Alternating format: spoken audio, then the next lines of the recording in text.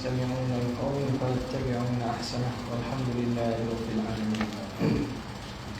Alhamdulillah, bersyukur kepada Allah Subhanahu wa taala dengan taufik daripada Allah memberi peluang untuk sama-sama kita berada pada malam ini untuk meneruskan lagi pengajian kita daripada kitab Fathul Mu'in yang mana kita masuk kepada fasal solat jenazah kan.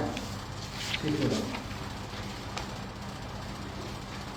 muka surat 128 ya, 128 betul. 777 situ. Faslun fis salati 'alal mayyiti.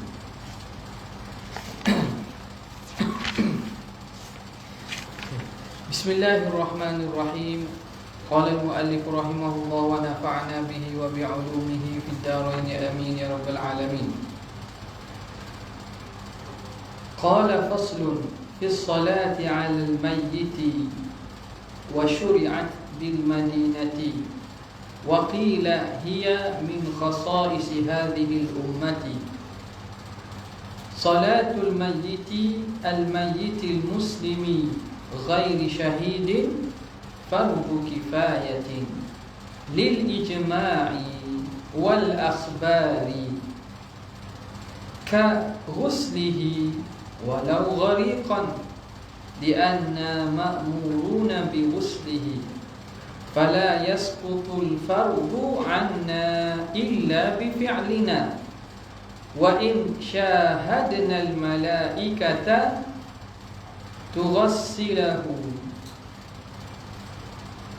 wa yakfi ghuslu kafirin.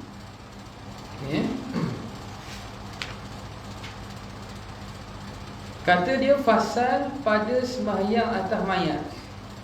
Disyaratkan ia disyariatkan cara solat atas mayat ini di Madinah. Dikatakan ia adalah dari khususiyah umat ini. Apa dia? Sembahyang mayat, iaitu mayat muslim yang bukan syahid adalah fardu kifayah. Apa dalilnya? Kerana ijma'. Bila berlaku ijma' dah tak boleh bertikad lah. Dan kerana akhbar, itu mustanad ijma' dia, sandaran ijma'. Kerana khabar-khabar, iaitu hadis. Sama seperti memandikannya, sama hukum. Memandikan mayat pun fardu kifayah, walaupun mayat yang lemas di dalam air. Kerana kita disuruh memandikannya, maka tidak gugur fardu itu dari kita, melainkan dengan perbuatan kita. Sekalipun kita telah menyaksikan malaikat memandikannya, memadai mandian oleh orang kafir. Okey. Sekarang ni masuk pada fasal baru berkaitan dengan ini, fasal terakhir lah bab solat ni, iaitu solat alal mayyit. As-salatu alal mayyit, sembahyang ke atas mayat. Sembahyang ke atas mayat. Jadi sebelum itu musannif biasanya, pengarang dan ulama-ulama dalam bab ini mereka akan sebutlah berkaitan perkara-perkara tentang kematian ni. Kerana kita disuruh untuk memperbanyakkan ingat mati. Aktiru min zikri hadimil ladzat, banyakkanlah kamu ingat kepada perkara yang menghilangkan keseronokan, menghilangkan kelazatan. Apa dia? Iaitu mati. Bila mati ni orang kata tawa jadi tawa dah. Jadi tak seronok lah. Jadi nak buat keseronokan, kelazatan tu jadi tak sama bila tahu dah mati tu, bila ingat ke mati. Okay. Dalam riwayat Nasa'i disebut, fa innahu ma dzukira fi katsirin illa qallalahu wala qalilin illa kaththarahu. Kematian ni tidak disebut pada perkara yang banyak.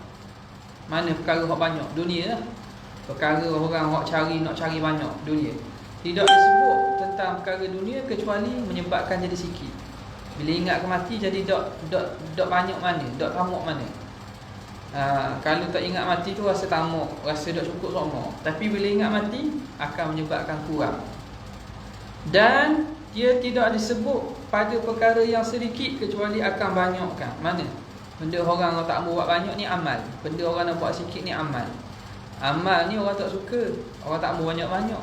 Kalau sejik terawih 20 dengan lapang, pilih hak lapang.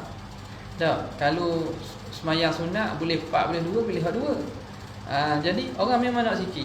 Tapi kalau sebut dan diingatkan mati, benda hak sikit boleh jadi orang akan buat lebih.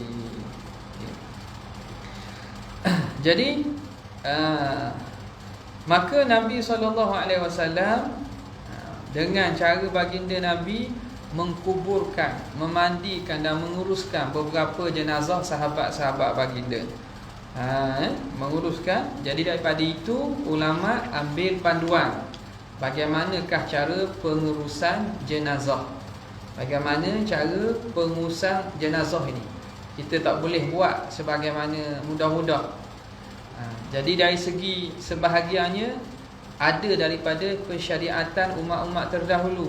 Dalam Quran Tuhan sebut kisah bagaimana Qabil membunuh adiknya Habil, adik-beradik tu. Bunuh. Jadi tak tahu nak buat macam mana. Sehinggalah dia kendong jenazah mayat adik dia itu, dia kendong belakang, bawa pergi mari, tak tahu nak buat apa. Dia turun orang pertama berlaku pembunuhan dan kematian kat muka bumi ni. Hinggalah Allah Ta'ala faba'athallahu ghuraban yabhathu fil ardi liyuriyahu kaifa yuwari sawata akhi. Allah Ta'ala turunkan, utuskan, bagi kepada mari depan dia gagak. Burung gagak ni Tuhan burung gagak ni balah suatu akhirnya mati seekor. Dan burung gagak ni gali tanah, ditanam hak seekor hak mati tu. Jadi memberi petunjuk dan cara supaya mayat manusia ini daripada tanah dia asal, dia akan kembali kepada tanah juga. Jadi barulah dia pun gali tanam jenazah Habil. Nampak tak? Maka sembahyang jenazah ini syuri'at, katanya wa syuri'at bil Madinati. Wa syuri'at bil Madinati, disyariatkan di Madinah. Disyariatkan bil Madinah, di Madinah. Kemudian katanya lagi waqila hiya min khasa'is hadhihi al-ummah. Sebahagian ulama berpandangan solat jenazah ini daripada khususiyah umat Nabi SAW. Daripada khususiyah umat Nabi SAW. Mana ni sembahyang jenazah ni? Jadi umat-umat lain tidak adalah. Tidak ada sembahyang jenazah sebagaimana sembahyang kita ni. Ini khususiyah umat Nabi je. Katanya salatul mayyiti, sembahyang mayat. Ai al-mayyitil muslimi, mayat yang Islam, orang yang Islam. Jadi apa dia? Khabar dia fardu kifayah. Semayang jenazah, semayang mayat itu fardu kifayah hukum dia. Jadi mayat mana ni? Al-mayyitil muslimi ghairi syahid, mayat orang Islam yang bukan syahid. Nampak? Ada pun mayat orang kafir itu tak boleh semayang. Kita nak semayang. Kok jenis-jenis baru agama pluralisme ni dia ada gitulah. Dia semayang doa berbagai agama. Mati seorang, orang Islam mari semayang. Orang Kristian mayang cara dia pula. Orang Yahudi mayang cara dia pula. Orang Hindu, orang Buddha mayang cara dia pula. Itu ngarut belaka tu. Nampak tak? Orang kafir tak boleh disembahyangkan, haram sembahyang ke atas jenazah orang kafir. Okey. Ziarah orang mati tak apa. Ziarah orang mati, orang kafir. Ziarah je lah, jangan terlibat dengan amalan-amalan dia. Itu boleh. Ni nak semayang pada jenazah orang kafir tidak boleh. Mandi jenazah orang kafir boleh, harus hukumnya. Tanam tu memang kena lah, memang kena tanam lah jenazah. Tak boleh biar jenazah orang duduk atas lata, duduk atas tanah gitu aja. Sebab dia akan menyebabkan apa? Banyak gangguan bau, gangguan penyakit, boleh menyebabkan merebak, wabak dan seumpamanya. Jadi sebab tu jenazah ni orang tanam. Okey. Siapa lagi? Ghairi syahid, mayat yang bukan syahid. Mayat yang bukan syahid. Mayat yang tidak mati syahid ni. Syahid apa ni? Syahid di medan perang, perang fi sabilillah. Syahid pada perang fi sabilillah, perang ni. Yang itu yang tidak perlu disembahyangkan. Mandi pun tak perlu, semayang pun tak perlu. Kafan dengan pakaian dia, kemudian ditanam. Kemudiannya kalau ikutnya adalah perincian lagi, satu jenis lagi yang tidak perlu disembahyang, iaitu bayi yang gugur yang tidak ada tanda hidup. Bayi yang gugur yang tidak ada tanda hidup, itu tak perlu buat tu. Nampak? Kalau keluar ada tanda hidup, walaupun sekejap, dia keluar, dia nangis, lepas tu tak ada, meninggal, tu kena semayang. Kena semayang. Kalau dia mana mati dalam perut, tu tak perlulah. Tak perlu. Okay. Dia tengok keadaan ni. Dia kalau keguguran ni, bayi yang gugur ni, ada beberapa keadaan. Kalau kita tahu dia hidup, dia keluar hidup sekejap, walaupun sekejap, mandi kena, kafan kena, sembahyang kena, tanam kena. 4 perkara. Senang 4 perkara, wajib 4 perkara, wajib itulah. Mandi, sembahyang, mandi, kafan, sembahyang, tanam. 4 perkara wajib. Kalau keluar cukup anggota manusia, cukup, tapi tak ada tanda hidup, gerak pun tidak, menangis pun tidak, tak tanda gerak, tak rasa, nafas pun tidak, makna keluar mati dah. Kita kata keluar mati dah. Wajib 3 je selain pada semayang: mandi, kafan, tanam. Semayang tak ada. Yang seterusnya, kalau janin keluar tak ada apa-apa rupa, keluar bukan rupa, tak ada rupa orang, mana tak jadi betul, tak jadi lagi. Kandungan tu keluar dalam keadaan tak lengkap dan tak jadi, tak jelas penciptaan dia, tak ada rupa orang, jadi tak wajib apa-apa. Tak wajib. Maknanya kalau nak buang pun boleh, tapi tak comel lah. Jadi ulama kata sunat bukuh dan tanam. Bukus dan tanam. Okey, boleh. Itu kadang-kadang orang tanya kau tu, kalau kandungan meninggal, anak dalam perut meninggal, macam mana nak buat? Begitulah, tengok. Kalau keluar ada tanda hidup, 4 perkara semua kena buat. Kalau tak ada tanda hidup tapi lengkap manusia, tak payah semayang ni, orang lain kena buat.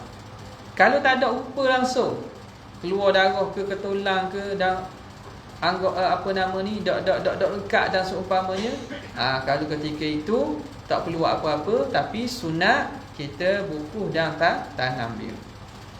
Okey. Hal tu berkaitan dengan pengurusan jenazah. Nama, lepas daripada 4 bulan tiup roh, sunat bagi nama. Walaupun bayi itu tidak hidup, sunat bagi nama. Kalau tak bagi nama, ada tak semua bagi nama, bagi-bagi yang sekarang pakat dengan bini. Anak hok dulu hok tak ada tu nak bagi nama dia. Kabarlah nama tu. Sebab ma min nafsin manfusatin illa ahyahu Allah yaumal qiyamah. Tidak ada daripada satu jiwa yang ditiupkan nafas, Allah Ta'ala tiupkan nyawa roh. Lepas 4 bulan kan tiup roh, kecuali akan dibangkitkan pada hari kiamat. Dibangkitkan. Nampak tak? Jadi bila dibangkitkan, kena dia akan dipanggil lah. Akan dipanggil lah. Innakum satud'auna yaumal qiyamati bi asma'ikum wa asma'i abaikum fa ahsinu asma'akum. Kamu hari akhirat akan dipanggil dengan nama kamu dan nama bapa kamu, maka elokkan nama kamu. Pilih nama elok-elok. Nampak? Jangan pilih nama ikut suka. Pilih nama elok-elok. Jadi dia akan dipanggil. Dia letak nama lah. Mana lagi? Kemudian ini syahid apa ni? Ni maksud syahid ni syahid dunia. Di istilah dia ada ni kan baru ni kan heboh. Kes-kes COVID ni lah.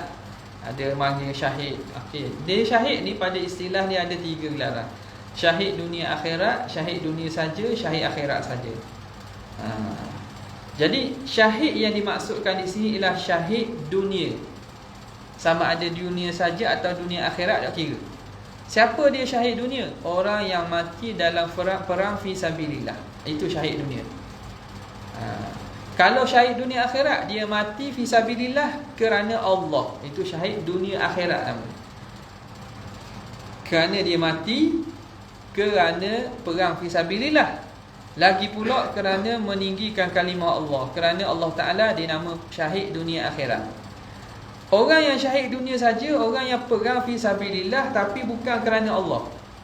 Kenapa? Kerana nak dapat harta rampasan perang. Kerana nak dapat nak suruh orang panggil dia hebat. Nak dapat jawatan, nak dapat kedudukan. Jadi dia keluar perang, mati dia. Jadi niat dia keluar perang tu bukan kerana Allah. Perang mana? Perang fi sabilillah. Nak suruh orang kata dia handak, dia pahlawan. Orang ni dipanggil syahid dunia sahaja. Cara urus dia macam mandi jenazah syahid lah. Tak boleh mandi lah. Tak boleh mandi, tak boleh semayang. Kita tengok syahid tadi, bab tu syahid tadi ghairi syahid. Syahid apa? Syahid dunia. Sama ada dia dunia saja atau dunia akhirat. Okey. Yang seterusnya, yang ketiga, orang panggil syahid akhirat. Ini syahid akhirat ni. Syahid akhirat ini dia hukum dia macam orang biasa. Dia kena mandi, kena kafan, kena semayang, kena tanam macam biasa. Siapa syahid akhirat ni? Orang-orang yang mati dalam keadaan terseksa. Orang mati dalam keadaan berat dan terseksa. Antaranya mati mengandung, mati lemah, mati kena runtuhan, mati terbakar, banyak lagi ya. Mati kerana bunuh dengan kejam dan seumpamanya. Itu dia kata syahid akhirat. Termasuklah mati hak penyakit-penyakit yang wabak dan seumpama ni. Tak? Mati sakit perut. Mati aksiden dalam keadaan yang mengerungkan. Jadi itu antara mati dipanggil syahid akhirat. Mati kena taun wabak ni ialah jadi orang ini dikira syahid akhirat kalau mereka sabar, kalau ditimpa kesusahan. Contoh, kena taun sabar, mati dia dapat pahala syahid akhirat. Jadi pengurusan dia sama macam orang biasa. Dah kenapa dia mensyahid? Kerana besar pahala dia tu. Allah Ta'ala beri kepada dia pahala yang besar kerana kematian dia yang menyakitkan. Kerana kematian dia yang menyakitkan lebih daripada orang, maka dia dapat pahala yang besar. Itu dinamakan syahid akhirat. Jelas tak? Okay. Jadi banyak lagi lah. Beberapa lagi yang dikategorikan sebagai syahid akhirat tu banyak. Dikategorikan sebagai syahid akhirat tu banyak. Mati kerana apa? Ni kerana ditinggal kekasih. Al-mayyitu ashqan. Mati kerana apa? Kasih. Bukan dia bunuh diri dosa besar. Bukan, dia mati. Ada mati, ada kalau orang tu dia rindu, dia sayang tu lebih sangat, boleh mati. Jadi boleh mati. Tu hebat tu tak? Okey. Jadi itu semua dianggap sebagai syahid akhirat. Okey. Lagi apa dia kata? Hukumnya apa? Fardu kifayatin. Hukumnya fardu kifayah. hukumnya fardu kifayah. Dengan maksud apa? Kena ada sebahagian daripada orang Islam yang melangsaikan pengurusan jenazah ni. Zaman ni fardu kifayah ni boleh duit ke tak? Boleh duit kan? Nampak tak? Boleh duit lah ni. Bukan sikit, banyak. Kalau kes COVID lagi banyak. Kes COVID lagi banyak. Berebut pun ada. Rakyat berebut lah. Jadi asal niat itulah. Niat kerana kita nak melunaskan tanggungjawab. Bila kita buat tu, orang lain tak berdosa dah. Bukan setakat ada dosa boleh duit lagi. Orang yang tak buat dah. Boleh lah buat peceh-peceh. Cikgu Zul ada 3 orang belajar. Dah. Dah tangan ni. Dah habis ni. Tak apa nak pergi kat lain pula ni. Nak pergi kat lain pula. Dah habis lagi. Lil ijma'i wal akhbari, kerana berlaku ijma' dan berlaku berdasarkan kepada hadis. Kawuslihi, lagi pula seperti memandikannya. Okey, bab dia pasal solat jenazah. Jadi sebelum nak solat tu kena ada syarat untuk sah sembahyang. Jadi dikaitkan benda hak mula-mula sekali dibuat apa dia? Mandi. Bahkan sebahagian kitab, contoh Muqaddimah Hadramiyah, disebut lu depan, bila seseorang tu mati, keluar roh dia, jadi matilah. Apa perlu buat? Perlu hadapkan ke kiblat dah. Perlu apa nama ni? Letak sesuatu yang berat di atas perut dia. Perlu urut bahagian sendi-sendi dia. Tutupkan mata dia dan seumpamanya. Itu langkah-langkah yang mana perlu dibuat untuk apa? Sebelum proses nak mandi itulah. Sebab kadang ambil masa lah proses nak mandi tu. Okay, jadi untuk sah sembahyang tu perlu menepati ada syarat-syarat dia. Pertamanya mandi, sebab tu disebut karuslihi, seperti mandi jenazah, mandi mayat. Walau ghariqan, ay walau kana al-mayyitu ghariqan. Walaupun mayat itu mayat yang tenggelam dah dalam laut atau dalam sungai, kena mandi kok. Dah tu ada dah air, mesti buang air. Dah boleh. Dia mandi kena mesti dengan perbuatan mukallaf. Mesti dengan perbuatan lah. Mesti dengan perbuatan. Maknanya kalau sekadar mayat tu tenggelam dalam air, tak apa dah, tak payah mandi dah. Sebab air lah kedah. Rata dah air dah. Dia kena dengan perbuatan, mesti dengan perbuatan. Tak boleh bukan dengan perbuatan. Okey. Ini dia buat illah. Kenapa ni? Li'anna ma'muruna bi ghuslihi, kerana kita ini disuruh untuk memandikan mayat. Kita disuruh. Fardu kifayah itu kena kepada mukallaf, kena kepada kita. Jadi kalau mayat itu masuk dalam sungai, masuk dalam laut, lemah, kira dah mandi dah tak, sebab suruhan tu kena pada kita. Kerana itu tidak gugur selagi kita tak buat. Fala yasqutul fardu anna illa bi fi'lina, maka tidak gugur kefarduan daripada kita kecuali dengan perbuatan kita. Sebab tu kena buat. Nampak? Okey, habis. Kemudian katanya ghayah lagi. Wa in syahadna al malaikata taghsiluhu, walaupun kita melihat malaikat itu taghsiluhu, memandikannya. Kita tengok malaikat mandikan sekalipun. Dah, orang boleh nampak malaikat mandi. Nampak basah je mayat ni. Kena mandi tak? Tetap kena mandi. Ini di sisi apa nama ini, mazhab kita menyatakan bahawa wajib mandi walaupun kita nampak malaikat mandi sekalipun. Walaupun kita nampak malaikat mandi sekalipun, ataupun jin mandi sekalipun. Sebab apa? Itu di sisi pandangan Ibn Hajar. Ibn Hajar kata kalau masalah jin tak. Masalah malaikat dah boleh, sebab malaikat bukan disuruh taklif kefarduan mandi mayat tu kepada mukallaf. Jadi kalau malaikat mandi tak lepas lagi, sebab kita tak mandi lagi. Kalau jin pun mukallaf juga. Di sisi Ibnu Hajar, dia kata tak boleh juga. Tak boleh. Kalau ternampak jin mandi sekalipun tak boleh. Kita sebagai bangsa manusia kena ada orang mandikan jenazah itu. Adapun Syekh Ramli, dia kata kalau jin mandi dah cukup, sebab jin pun mukallaf. Jadi isu masalah ni ada khilaf lah. Jadi sebenarnya hak muktamad ni kita ambil Ibnu Hajar lah, bahawa apabila zahirnya tidak berlaku proses pemandian mayat, maka kita sebagai mukallaf kena mandi mayat. Habis. Kemudian dikata sini, lepas tu ada isu lah sini, kalau mayat tu mandi dia sendiri. Mayat tu mandi, tapi ni benda hak kalau berlaku tu secara atas dasar karamah lah.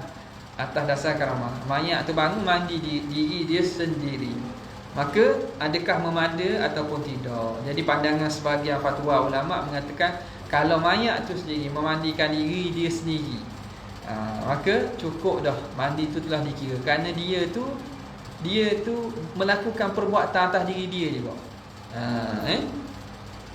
Okey. Jadi kalau berlaku tu atas dasar karamah. Kalau orang nampak tu orang dah mandi dah, orang lari. Orang lari, mayat tu mandi. Lepas tu molek-molek ada duduk, orang pun bukuh dia. Okey. Soalan ke? Ke tanya? Kena khabar belum berlaku. Wallah ada pernah berlaku lah. Katanya ada lah berlaku tu, sebab tu soalan tubik. Berlaku atas dasar karamah. Kalaulah dikata, tapi dia atas dasar persoalan iftiradi. Kalau berlaku, berlaku kedok tu tengok lah. Okey. Mana tadi?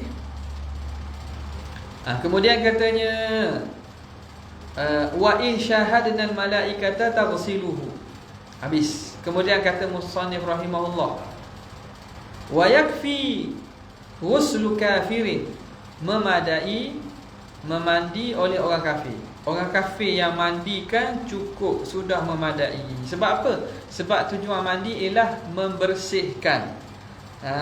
Walaupun orang kafir ni dia bukan ahli liniyah, dia bukan orang yang berhak untuk niat, tapi dalam masalah mandi jenazah ni tak perlu.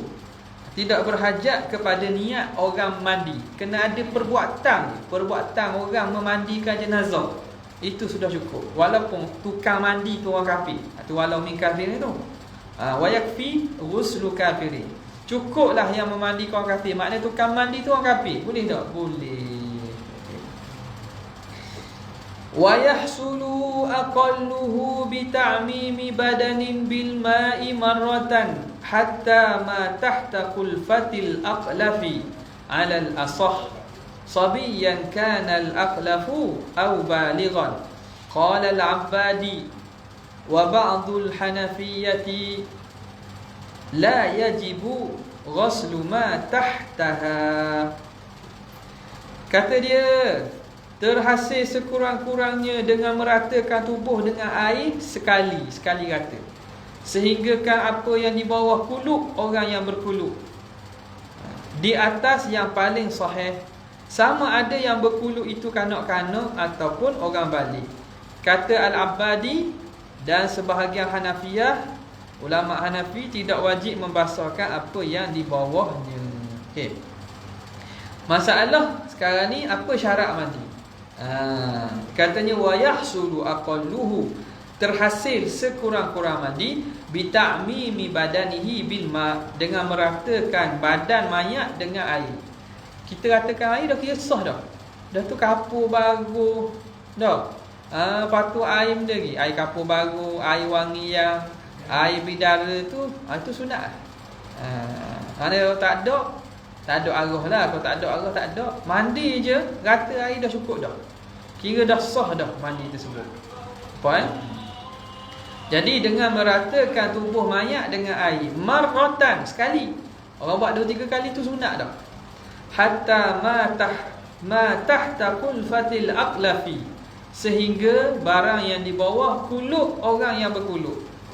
Kuluk ada sunat tak? Ada sunat ni. Alal asah, atas kau yang asah. Kena basuh tak? Kena basuh. Sebab bahagian tu dianggap anggota zahir.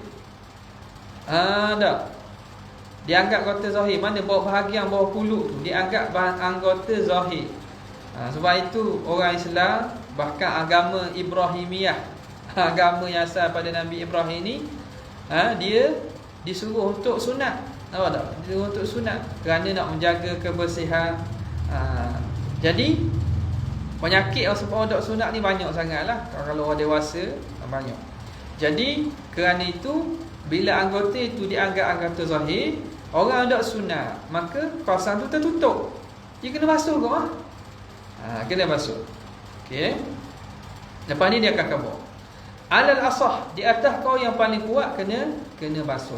Sabiyan kana al-aqlafu aw balighan, ay sawa'un kana al-aqlafu sabiyan, sama ada orang yang berkuluk tadi kanak-kanak ataupun orang balik. Tak kira. Kalau budak-budak tak apalah, dak ayah dia duk apa ni, duk buka kawasan tu tak apa. Dak kalau orang orang balik, orang besar, toki orang contohnya. Toki orang. Bukan nak kelempek situ. Kena juga, tak kira sama ada kanak-kanak atau orang balik.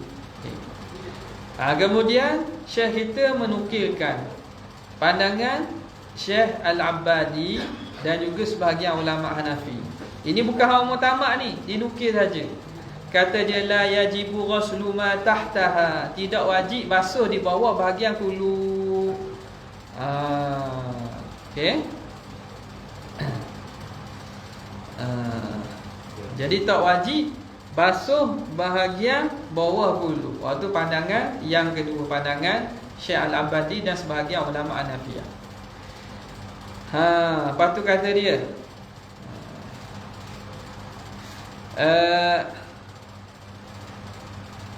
fa'ala al-murajjah law ta'azzara ghuslu ma tahta qulfati bi annaha la tataqallasu illa bi jurhin yummima ala ma tahtaha kama qalahu syaikhuna wa aqarrahu ghairuhu. Di atas pendapat yang ditarjihkan itu, kalau teruzur membasuh yang di bawah kuluk dengan bahawa ia tidak boleh menyingsingkan melainkan dengan luka, maka ditayamumkan dia dari yang di bawahnya, seperti mana yang dikatakan oleh Syekh kami dan diakui selain dia. Ni kalau tak boleh nak buka kawasan kuluk tersebut. Buana ni dia kata fa'alal murajjah, maka di atas yang ditarjihkan. Sebab tu Muhasyi kata patutnya fa'alal asah lah, sebab tadi qaul asah kan. Al-murajjah maksud di sini ila asah. Maka mengikut qaul yang asah, mana wajib kena basuh bawah kuluk. Orang yang tak sunat tu untuk mandi jenazah yang tidak bersunat, hak lelaki dah, wajib dibasuh bawah kuluk. Di atas pandangan itu, lau ta'adzara ghuslu ma tahta qulfati, kalau sukar membasuh bahagian di bawah kuluk tu, sukar macam mana? Bi alla tataqallasu illa bi jurhin, dengan bahawa tidak boleh kita buka tidak boleh kita buka bahagian tersebut, ataupun kita panggil sini, istilah ni panggil sising. Sising. Dah boleh nak sising. Apa tak? Betul dah. Comel sikit sebut sising tu.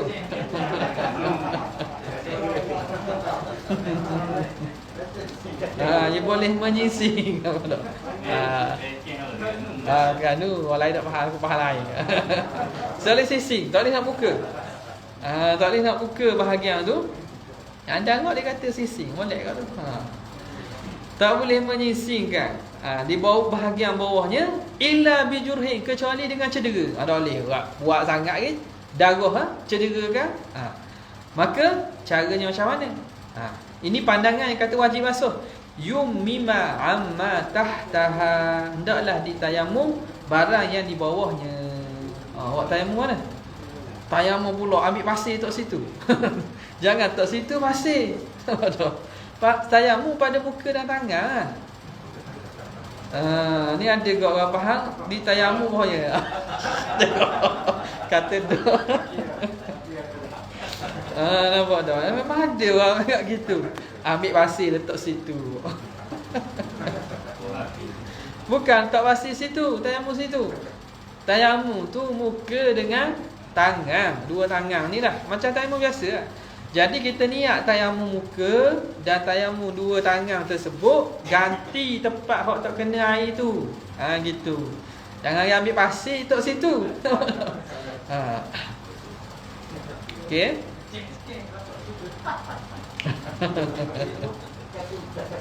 Okey, boleh. Jadi itu kalau tidak boleh kena air, maka kaedahnya samalah. Kalau mayat ada bahagian yang tak boleh kena air, maka ditayamum. Ditayamum pula.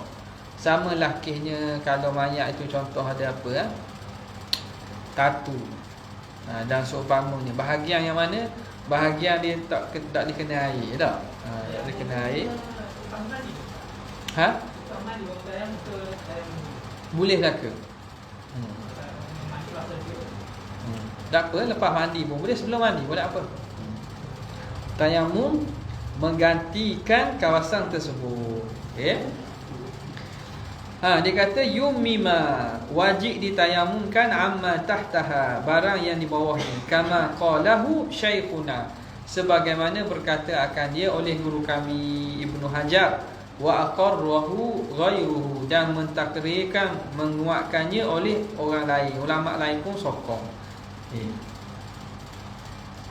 Wa akmaluhu tathlithuhu wa an yakuna fi khulwatin wa qamisin wa ala murtafi'in bima'in baridin illa lihajatin kawasakhin wa bardin fal musakhkhanu hina idzin aula wal malihu aula minal azbi. Mandian yang paling sempurna adalah menigakannya, dan bahawa adalah ia pada khalwah, makna pada tempat yang bukan ramai, tempat yang tertutup. Khalwah ni tempat tertutup. Dan gamis, ada pakaian di atas tempat tinggi dengan air sejuk, melainkan kerana hajat seperti daki dan sejuk, maka air panas ketika itu terutama. Air masin terutama daripada air tawar. Kerana ni masuk yang sunat pula. Hak tadi sekurang-kurangnya syarat mandi tu. Wa akmaluhu, yang paling sempurnanya, tathlithuhu, menigakan mandian tu. Menigakan mandian tu. Okey. Wa an yakuna fi khulwatin, hendaklah dalam keadaan khulwah, makna tidak secara terbuka, yang tidak ada orang lain, kecuali orang tolong mandi, wali dan seumpamanya. Dia tak boleh mandi tempat terbuka, tak molek tu. Ni benda-benda sunat belaka ni. Sebenarnya banyak lagi lah.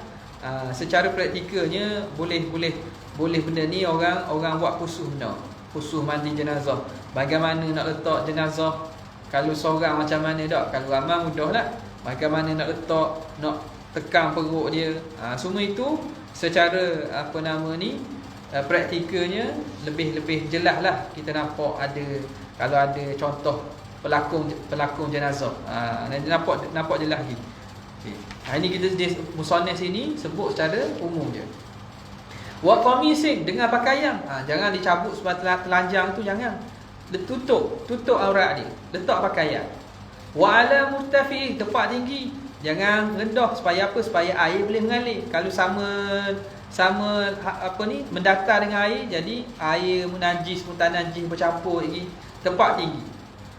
Wa ala murtafi'in bima'in baridin, dengan ma'in baridin, dengan air yang sejuk.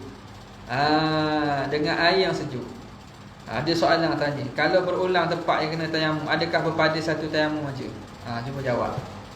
Kalau tempat tayamum tu, tempat dah kena air tu banyak. Tempat dah kena air tu banyak. Berapa kali tayamum? Katalah dua tempat dah kena air. Kat berapa kali tayamum? Sekali. Sekali. Berapa sekali? Sebab anggota mandi badan keseluruhan tu satu je. Dianggap satu je. Dia lain dengan wuduk. Wuduk anggota yang berasingan. Kalau mandi ni seluruh badan tu dianggap satu anggota. Jadi kalau banyak tempat tu tayamum sekali sahaja. Kerana apa? Kerana seluruh badan tu satu anggota dikira. Satu anggota dikira. Okay. Ada jawab tak perlu tertik. Tertik ni kalau anggota banyak. Sekali anggota tu satu je. Nampak tak? Jadi kerana dia walaupun banyak tempat memada dengan satu kali tayamum. Okey. Mana tadi?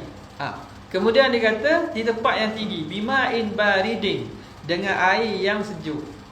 Air sejuk lah molek. Sebab apa? Dia lebih nak menjaga kepada mayat. Kalau air panas, mayat ni bila sejuk dia lambat sikit, dia berbau bertukar tu bila sejuk ni. Illa lihajatin, kecuali kerana ada hajat. Kawasakhin, kerana kotoran. Setengah kotoran kena guna air hok suam-suam hok panas sebab nak hilangkan. Wabardin, ataupun cuaca sejuk. Cuaca sejuk, air sejuk pula, orang hok mandi tak cakap. Jadi terpaksa panaskan air. Tak apalah tu. Kalau ketika itu fal musakhkhanu hina izin aula, maka air yang dipanaskan ketika itu lebih aula. Kalau cuaca sejuk ataupun ada tujuan yang nak sebab-sebab tertentu yang perlu kepada memanaskan air, maka air yang panas suar tersebut lebih aula.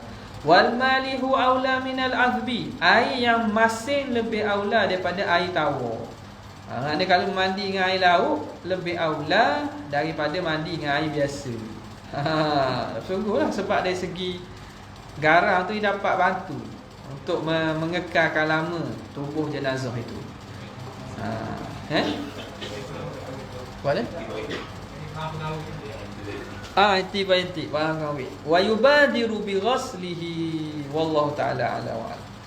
Di situlah.